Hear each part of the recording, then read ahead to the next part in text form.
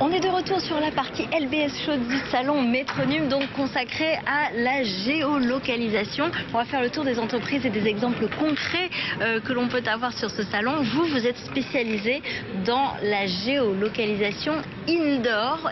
C'est quelque chose de très tendance. De quoi s'agit-il? Est-ce qu'on peut expliquer pour le grand public ce que c'est indoor? Tout à fait. Donc la géolocalisation outdoor, on sait ce que c'est du GPS, c'est ce qu'on utilise tous les jours. Depuis que Google a annoncé qu'il s'ouvrait sur l'indoor, on a un phénomène de mode. L'indoor, c'est quoi? Ça veut dire qu'on va géolocaliser des personnes ou du matériel à l'intérieur des bâtiments. Le GPS ne donnant pas la bonne approximation, ou le niveau surtout, le niveau, les étages, on n'a pas la possibilité d'avoir la certitude que la personne se trouve au premier, au rez-de-chaussée, au deuxième étage. Et donc cette géolocalisation indoor, c'est la position d'une personne en temps réel dans un bâtiment. Personne ou matériel. Donc aujourd'hui, vous proposez cette technologie-là qui est assez innovante, c'est ça? Concrètement, un exemple, on est ici sur le salon et on peut trouver les organisateurs sans trop de problèmes grâce à vous.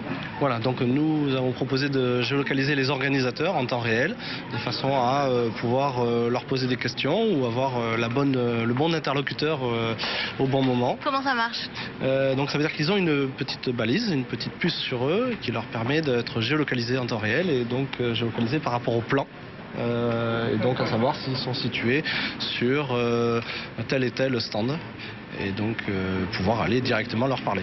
C'est quoi la technologie qui est derrière? Alors, la technologie, ce sont des réseaux de capteurs.